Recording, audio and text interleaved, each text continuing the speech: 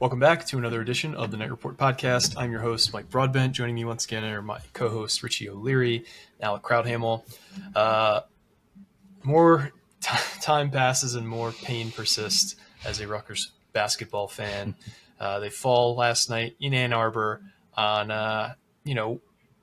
the perfect encapsulation of how this season went.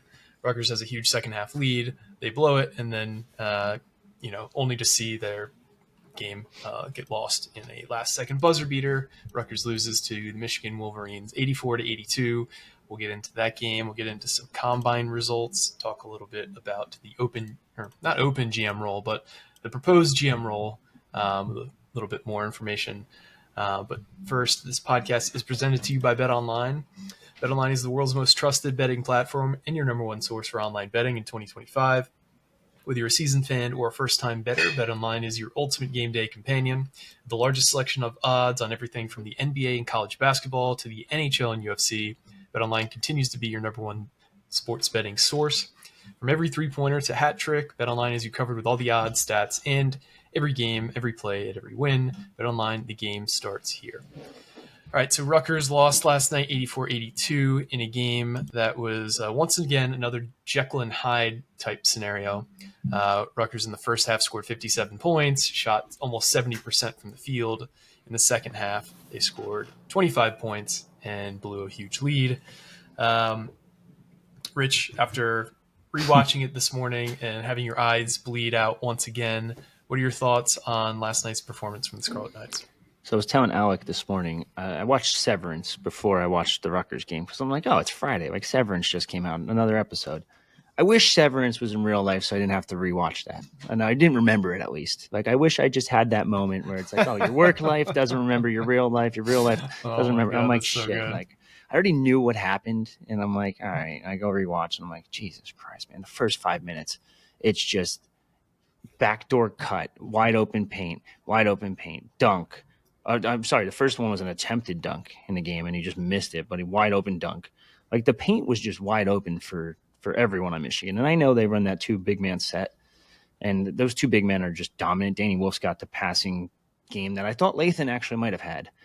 And Vlad Golden is just a monster down low. I don't know how far they're going to go in the tournament because I think teams are going to scheme around that and they're faster than them, but more athletic than them. But I think it's just a game that Rutgers should have won. Like, there's no reason for you to shoot 9 of 36 in the second half. Out-rebounded, I expected.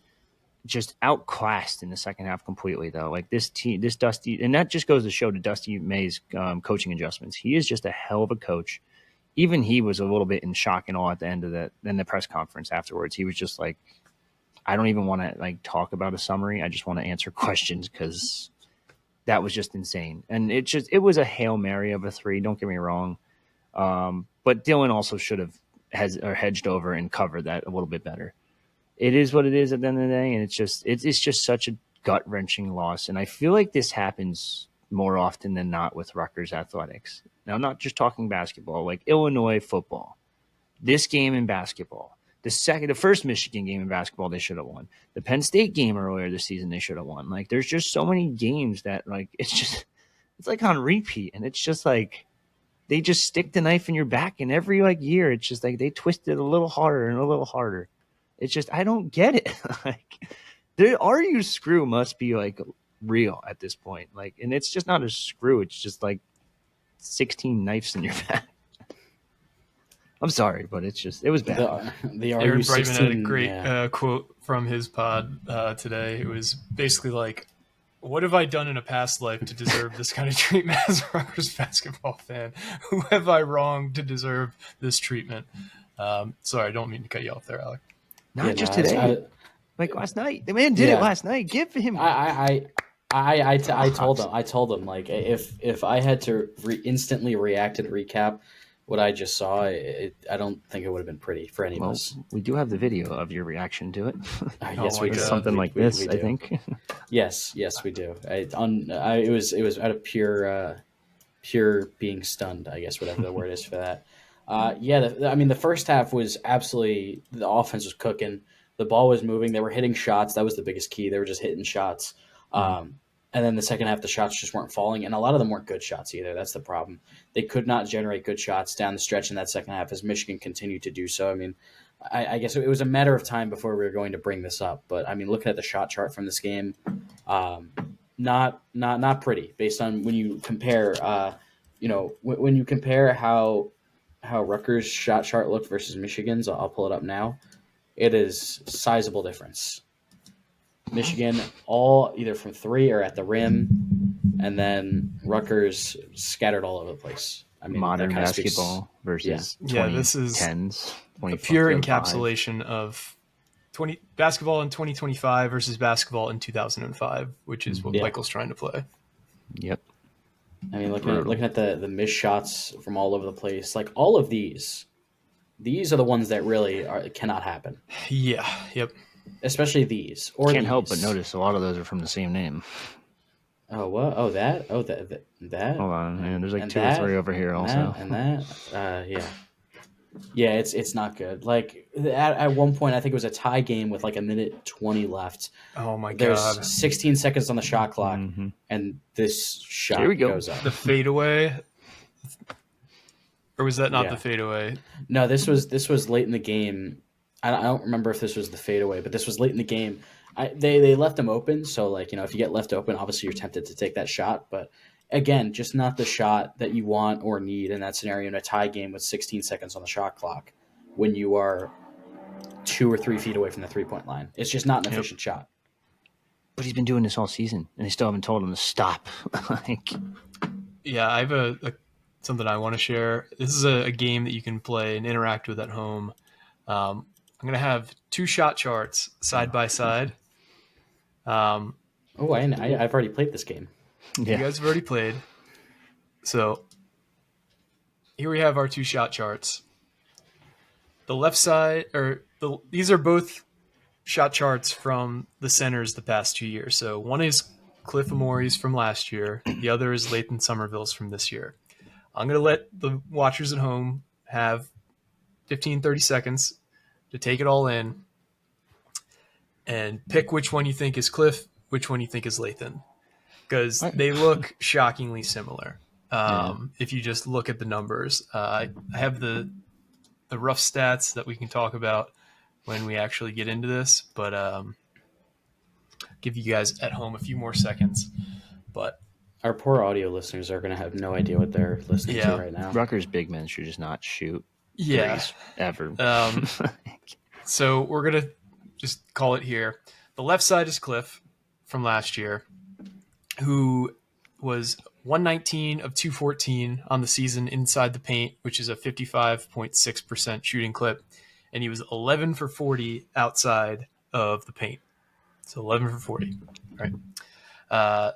Lathan is 70 for 113 inside the paint, which is 62%, pretty good, an increase over Cliff. Outside the paint, 7 of 43, which is about 16%. 7 shots outside the paint he's made all year. And I was texting you guys, I was like, the next time I have to watch him shoot from outside the paint, like, hopefully it's just the last, because like at some point Peichel has to tell him, like, you're not making these shots. And I was like, he had to have made like at the most 6 all season, and it was 7. So it's just it's unbelievable. Like, he just has this supreme confidence, which you want your shooters to have, but you have to make some eventually. You can't just keep chucking. And I don't feel like the coaching staff is ever telling guys and critiquing them in an effective way when to take certain shots and when not to, because they just keep doing it. Everybody's just chucking. You got Dirk in there, he's chucking. You got J. Mike in there, he's chucking. Like, you have Jeremiah Williams, he's chucking. Like, I think everybody sees the success that Ace and Dylan have, and therefore think they have that same red light or that same green light, when like you guys aren't Ace and Dylan. You guys shouldn't be taking these shots. You can't make them. If you showed the ability to regularly make them like Ace does in that awful in terms of percentage shot that he always takes, he makes them. Like, he makes them because he's an NBA player. You can't make them because you are not yet an NBA player and may never be that. So it is very frustrating watching. And these aren't like unique problems to this year's team. Like, how many years in a row now have we, just talked about how bad the shooting selection is across the team, how bad we in general are in terms of making shots. I don't know. It's frustrating having these same issues from like 6-7 years ago that we're talking about still today. And also to go back to the shot chart again, I mean, when you look at the missed, when you toggle on and off the missed and made shots, it's like almost all of the missed shots, or a lot of the missed shots, are those inefficient deep 2-pointers. So they're not going in. That's the problem, and a lot of them aren't. Not a lot of the made ones aren't from that range either. I mean, I'm looking at it right now, and it's kind of funny that there's 3 of them from Ace Bailey that are in the same spot, like a little bit outside of the paint. I just thought that was a little funny, but yeah, I mean, not to get all like analytical nerd guy, but it's like like it's so much of a different and so much more of an efficient shot if you just take a step back and take your 2 steps back and shoot a 3. That's why these stats like true shooting percentage and effective field goal percentage exist. It just doesn't make sense how there's so many of those shots for Rutgers, and then I'm going to pull it up again. You look at Michigan's. Oops, I turned my own camera off. You look at Michigan's, and it's either they did not take a single shot. They did not take a single 2-pointer away outside of the paint. They didn't even take one, let alone make one. It's very stark. Like you see me turning on and off the missed shots. You're seeing where the missed shots are coming from. It's kind of crazy. I have Ace and Dylan's charts actually. If you want to see them real quick, Yeah, I would love to. Pop up Aces first. Where is this? Window. Here we go. Aces chart. Significantly better. Like 40, 37, 8. He's also damn good in this fucking corner. That's It's 'cause I his feel shot. That's his. He takes 2 kinds of shots in that range. It's either an impossible turnaround fadeaway, or it's like a push floater that's either off an offensive rebound or off a catch. Yeah. Yep. Significant improvement, though, just obvious numbers wise. And Dylan's isn't actually the best, but it's still pretty good. Let's see if where's this? Same thing though. It's that same like corner. Or no, is that the same one? I don't know. Hey, NBA teams, if you're watching this, make sure you run all their offense for the they short both, corner on the right side. They both just hit in the short corner. Ridiculous rates. But even like the 35, 31, 25, that's not like Lathan's numbers were what? Yeah, these aren't Dylan's numbers. Oh, no, these are wrong actually. Yeah. The Ace one was right. Who's are we looking at? I think that's the whole team. Yeah. Oh, so the entire team is good in that short corner. I don't think Dylan's taking 126 threes. Yeah, no, I forgot to click Dylan. Hold on, give me a second. I will say, so if we're going back to the comparison between Lathan and Cliff, I would also say a lot of those shots that were outside of the paint were also the same post hooks that he put up when he wasn't able to get deep into the paint as well. So it's in essence, it's farther out, but it's still in essence the same kind of post play that we see in the paint. So even then, that makes the numbers even more stark between the two. Yeah, and I feel like there was the last 2 seasons Cliff was there.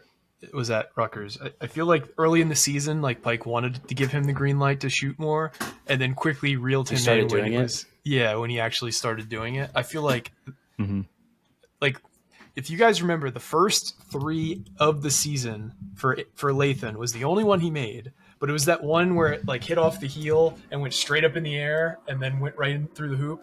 And I feel like those kind of shooters bounces, you start feeling yourself a little bit more. And I think everybody in their heads are like, oh, he can shoot. And that initial made 3 kind of, I forget what the psychological effect is called, but it's like the first result is always the one that lasts most in your head. And I know I'm butchering this, but like because he made that first shot, I think a lot of us thought he was a better shooter than he is. And I think he's got the capability to develop into a better shooter. He's just not there yet. I think also another part of that is because he's still such a really good free throw shooter, and that is a legitimate asset. Yep. He is probably one of the 2 or 3 best free throw shooters on the team. Yep. Which is obviously a good thing too, and it's a big reason why he was close to, or I think did he lead the team in scoring yesterday? He tied for the team. Yeah, it was a big reason why he tied for the team lead in scoring. So it's actually not even close. He's the best shooter by 10 percentage points from the line this year. Wow. He's an 85.5% free throw shooter. Second best is Tyson Acuff, 75%. Wow. 85.5. Yep. That's play really closer, good. play closer to the rim. Then draw the foul, and if you're not drawing the foul, you're pretty good close to the rim. Like, That's But only again, further strengthening our points. this is also coming down to coaching. Like, they have to yeah. know, Lathan, you are a fucking dog at the line. You hit so many of your free throws. Go in there, get hacked, get to the line. Like, you at Easy the line money. is basically just as good as you at the rim. So, Or it's much, honestly, I would say it's much better than him outside the paint shooting. yeah. So, like, why are they not game planning to get him touches in the paint? Like, stop. And it's because, like, they're just not great at designing offenses. They run the same few plays, and the people who say that they don't run an offense aren't isn't true. They just don't run a good offense. There's a big difference. Right. I mean, they're not creating space for anyone. Like, yeah. And Ace doesn't need it. Don't get me wrong. Yeah. Like, Tyson Acuff probably doesn't need it. He can create it on. These guys can create it on their own. We got to create some kind of space for some of these guys. Like, yeah, I mean, but it's the same thing as like Patrick Mahomes could, if you have like a bad offensive coordinator coaching Patrick Mahomes, like he can score, he can create points, but isn't it so much easier when Andy Reid is your offensive coordinator and you have a lot of easy button things for him? We don't have any easy button plays or concepts for our offensive players. I will say, I thought this is hard. Yeah, I thought Tyson Acuff played really well. That was a positive to take away. He had another 4 threes. It seems like he's really starting to find his rhythm in the offense at times, especially even when things weren't going right. Obviously Lathan Somerville positive on offense. He tried to contain Vlad Golden, didn't go very well. He went 8 of 10 from the floor with 22 and 11. And the only shots he missed was bizarrely missing a wide open dunk on the first play of the game. And then for whatever reason, he decided to put up a 3 from the top of the key, and that clanked off the side of the rim. I still don't know why he took that shot. Yeah, it was a weird Those one. are the only misses that he had from the floor in the entire game. Can we talk about Dylan Grant too? Like, why did he only play 8 minutes? Like, I know they're tall, but like he's one of your better big men. He's one of your better defenders overall. He's 6'9", maybe 6'10", long. Like, he probably could have helped at worst make the interior defense a little bit better. Plays 8 minutes on the night. Yeah, I feel like he's been struggling recently, so I wish he would have played more, but at the same time, I understand why he didn't, because he hasn't been at his best lately. So maybe he's hitting that freshman wall that seems to happen a lot. I mean, rebounding wise, at least it helps. Like, especially when you're going against 2 7-footers. Like, the guy had 2 rebounds in 8 minutes. Lathan played 26 minutes, had 3 rebounds. Like, I don't know. I thought they should have played Grant more. Yeah, and then obviously the shot from Burnett that won the game, unbelievable shot. He just chucked it. That kind of brings me to this point. Like, most of this team shouldn't return. Like, I don't think they shouldn't, and I don't think they will. I think the only guys that like Bryce George they like, but I'd be okay if he didn't come back. Like, he doesn't show much to me. Cardio, that's basically it. Supposed to redshirt in an era where they don't redshirt.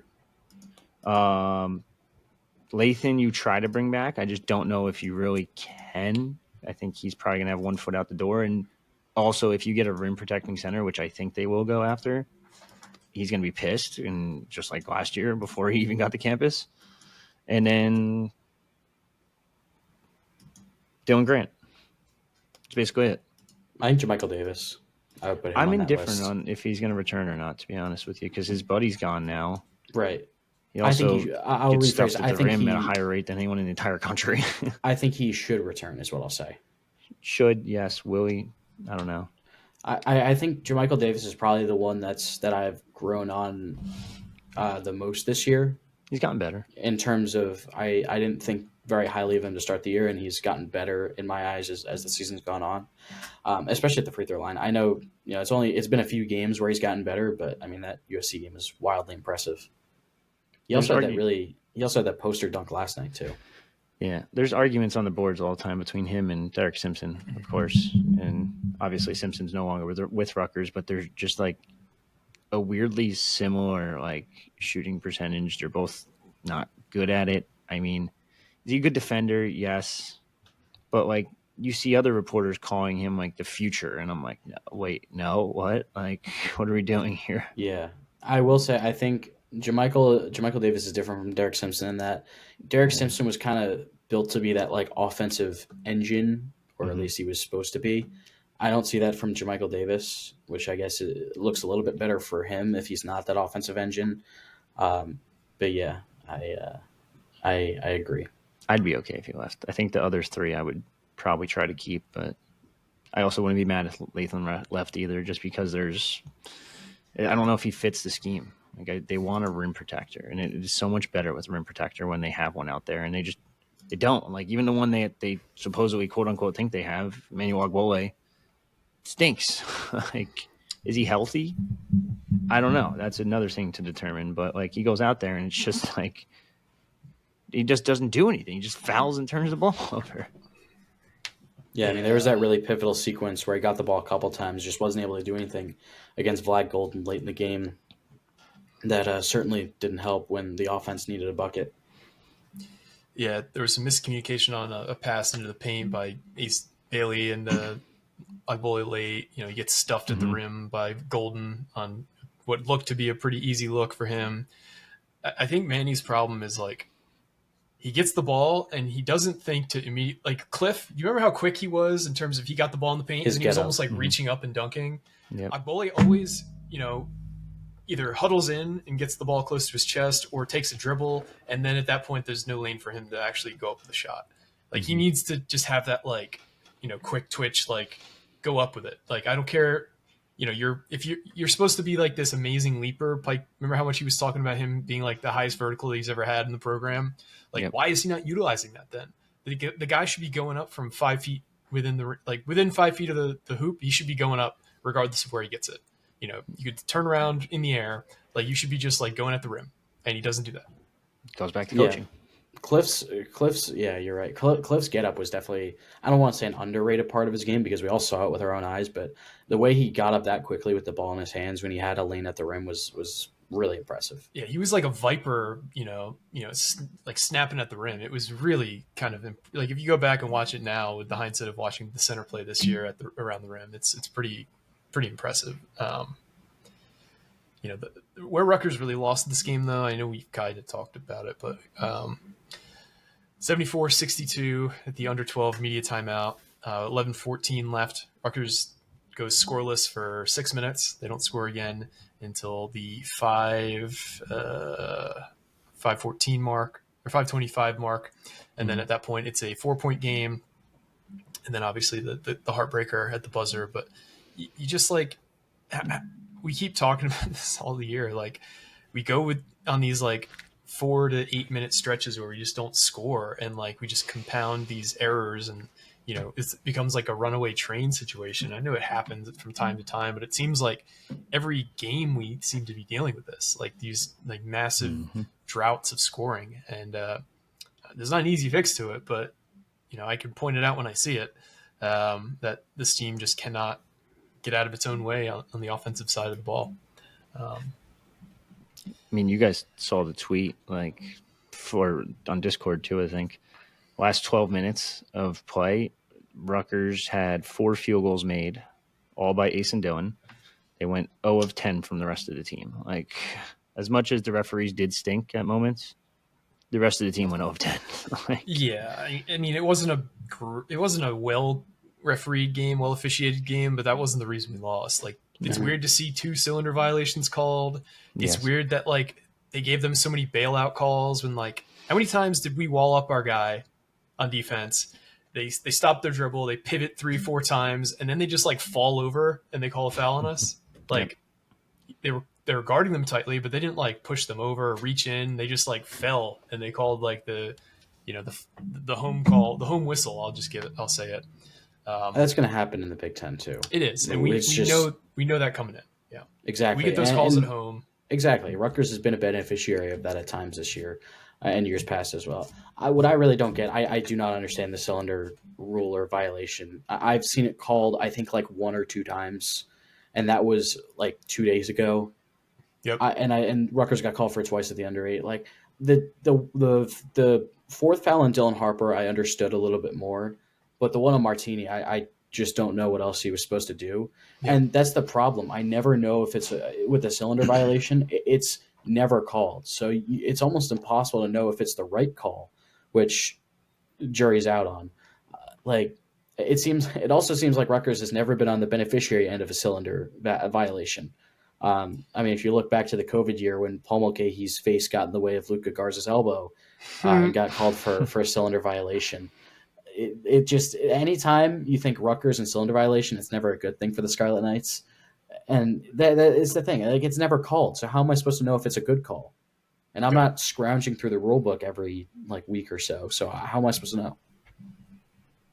Yeah, it seems like we've had a lot of instances of that. Like, flopping rarely gets called. Do you remember that one year we had 3 flops called in the span of 2 games? And I think they were mostly Paul, and maybe you just get maybe you just get a reputation for it at some point. But it seems like they really have to dig deep into the rule book sometimes for some of these calls, which is it seemed like, I mean, it felt like the official was reading through the rule book at the the night before the game and was like, cylinder foul, what's that? And then read the cylinder rule and was like, aha, and then that's it it twice. That's it again. Yeah, it makes no sense. I don't understand it. And then I forget what it was before Michigan called the timeout, 3 seconds left. It looked like they might have missed a travel as well, which it's whatever. I mean, in those scramble situations, I don't think the referees are looking to make a call, but stuff them. True.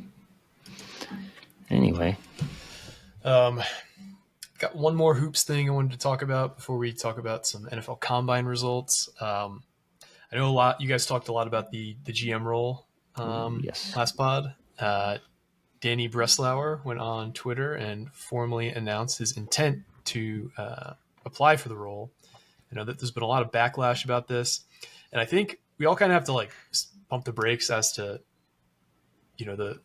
the vitriol about anybody applying for this role or anybody who has interest in this role, because we don't know what they're expecting yet.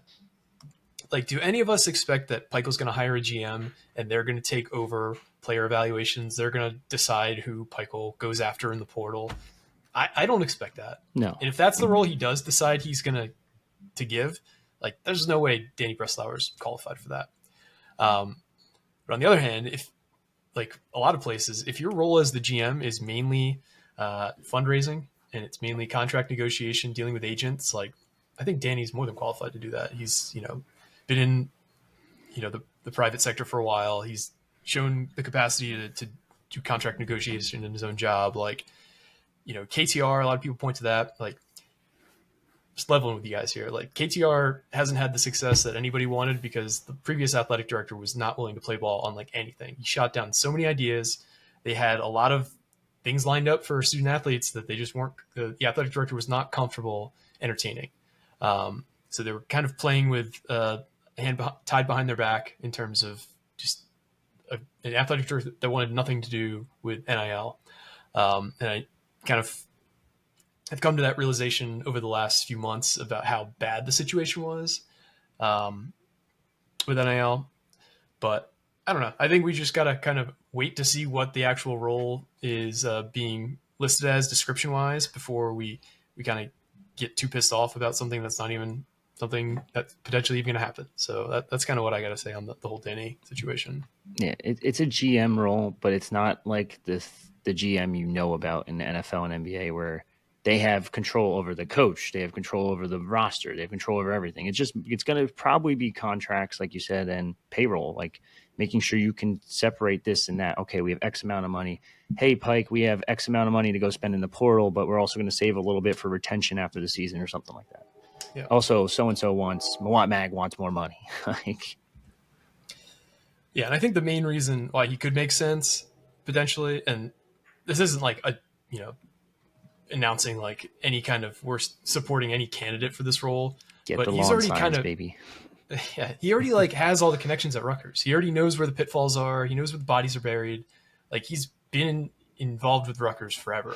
And he's also, talked to a lot of the big power brokers who, could potentially give money to Rutgers in an NIL perspective. So I think that's kind of where his leg up is. But again, there's plenty of candidates who I'm sure will be interested in the job. But But I think it ultimately comes down to how much can they pay and what is the job description.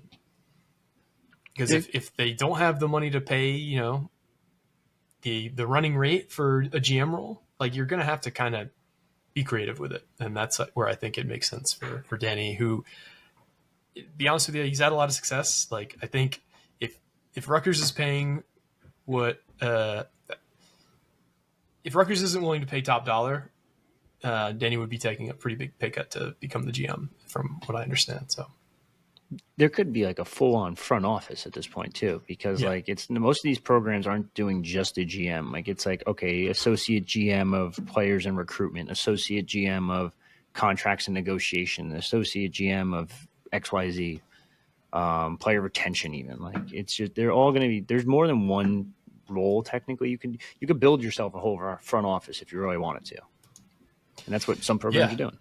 And I mean, if they can get that done, if Steve Peichel can kind of get that support, I'm all for it. Like if Steve Peichel is able to go to, like, let's just throw a random NBA team, if he's able to hire like the number 2 away from, like, I don't know, the Detroit Pistons, I'm just throwing a team out there, and they've had a lot of success, like, absolutely. Like, but I just don't see that in the cards, I'll say. I, for one, think Rutgers should hire Sam Presti to be their general manager. Yeah, I think he'd be interested. Yeah, sure. He doesn't have that good of a gig right now, right? Yeah, mid. And also, Mike, I don't want to put words in your mouth, but I don't think we're saying that Rutgers, we're not saying that Rutgers isn't going to, pony up for this job, because we don't know. Nobody knows yet. So, I mean, and we've seen football, which obviously is a whole different beast, but we've seen football really, have the freedom to spend a lot to get some of the coaches that they really want as well. So It could be a pretty well-paying position. And it could attract some of those people that would really be a good fit for that job. So again, it's way too early to tell. We'll have to wait and see. Also, until the job description's posted, until the salary range is posted, I think we just need to kind of calm the fuck down collectively. If I see it on Indeed.com, I will be applying. You're going with the calm the fuck down part. People, you're not getting Bobby Marks. You're not getting these like pseudo GMs. Like, let's relax a little bit. I thought Craig Robinson, that you suggested, Alec, was a pretty good one, because he's a former GM. He's executive director of the NABC, which is like one of the big basketball leagues. Like, okay, that's fine. That stuff will work. But when you go to front offices and you go look at the front office staffs, don't go GM and assistant GM and just think, oh, one of these two guys, definitely. Like, no, it's probably like a G League level assistant GM. Like he was for the Westchester Knicks. Yes, at the max, I would say. Like, don't name him, don't name Billy King, especially Billy King.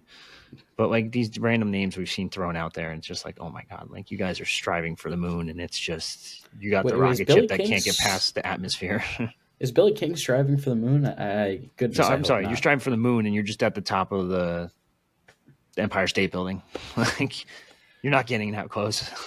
Nah, Billy King is like trying to shoot for the moon, but you end up in the sun. Fair. I watched what he did to the Brooklyn Nets. Luckily, the Lakers took over. Worst trade ever, so we're good. And like all those names, do you think any of them would be interested in this job if they don't have any kind of control over, personnel, over who you bring in, over, any of that? Like, I don't know, if Michael's not willing to relinquish that control, I just don't see how you're going to get like a member of an actual NBA front office to come do the GM role. Horrible sell too. It's like, hey, you guys want to come to this program that has no NIL, no boosters, no donors, no nothing, but you got to do it. You got to figure out how to get those. Yeah, and everyone is, laughing at us because we had 2 lottery picks and we didn't even come close to getting into the tournament. Mind you, this guy might be on the hot seat. That's your boss in a year, so just throw that one in there too.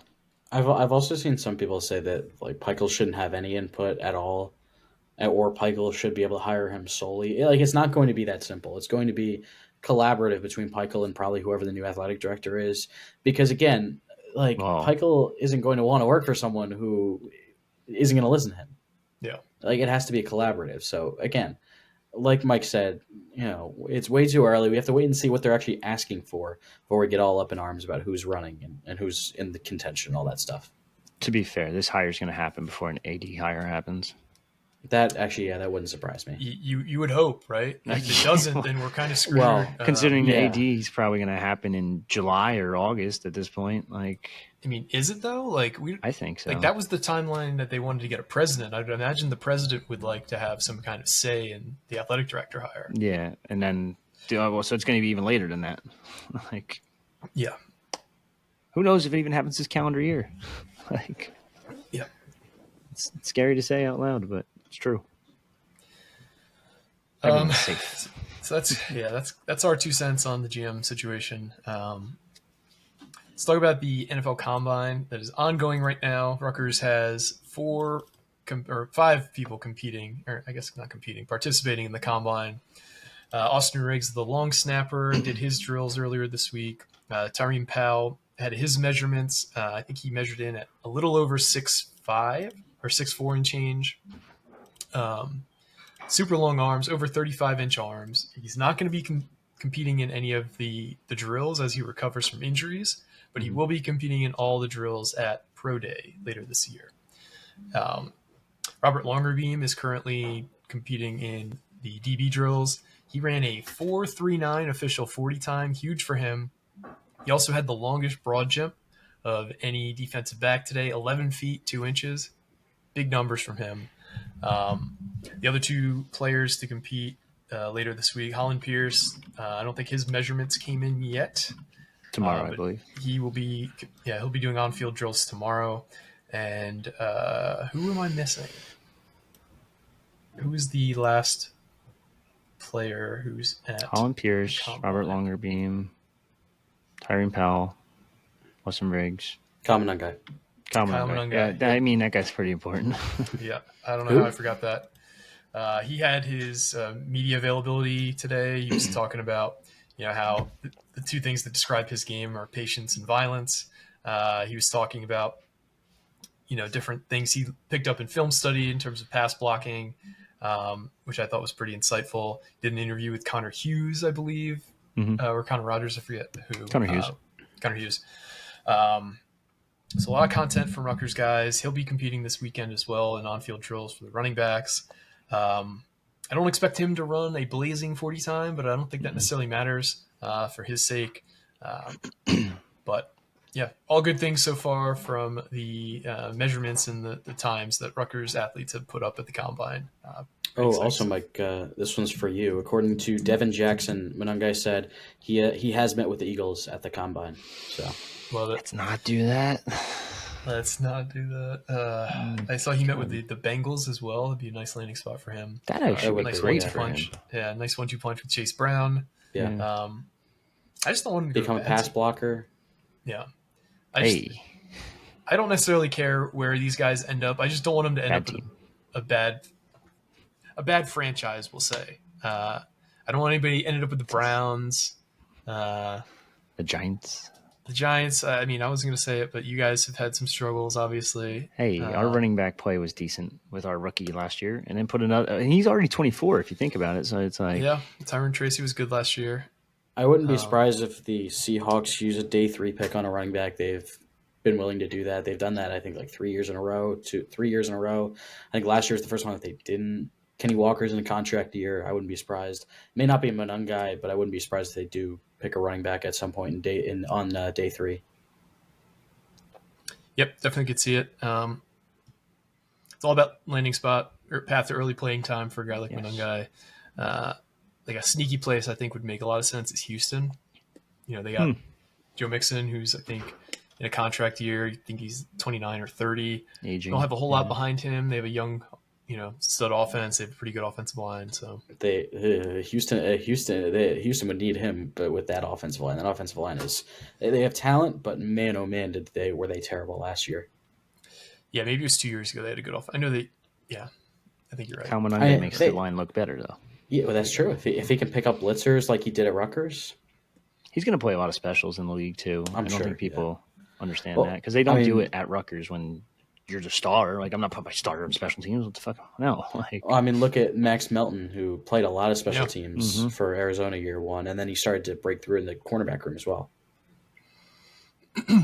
Yeah, Robert Longerbeam is certainly making his case for getting drafted. Would make if he gets drafted, it would be the third year in a row Rutgers has a cornerback go in the NFL draft. I'm sure that they'll use that as a recruiting pitch. Easy. But it also wouldn't surprise me if Rutgers has the most players drafted.